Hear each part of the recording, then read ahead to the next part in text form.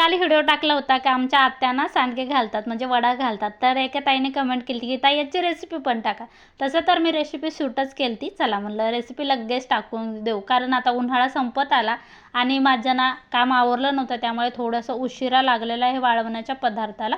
तर इथे ना सांडगे घालण्यासाठी तिखट घेतलं, लवंगा, मिरे, जिरे, भरपूर असा लसूण घ्यायचा, लाल मिरची घ्यायची आणि चवीपुरतं मीठ घ्यायचं. एकदम लाल मिरची घ्यायची म्हणजे जे सांडगे असते ना त्याला छान कलर येतो. आणि हे इथे मी डाळी भिजू घातले, हरभऱ्याची डाळ, मुगाची डाळ आणि उडदाची डाळ. ह्या छान डाळी 5 ते 6 तास भिजवून घ्यायच्या. त्यानंतर बारीक मिक्सरला काढून आणायच्या. अगदी थोडं थोडं पाणी घालून अशा पद्धतीने काढून घ्यायचं. आता यामध्ये काय करायचं, तिखट घालायचं आणि कोथिंबीर घालून छान मस्त मिक्स करायचं आहे. मिक्स झालं की छान मस्त सांडगे घालून घ्यायचे. खूप भारी होतं त्याची भाजी पण.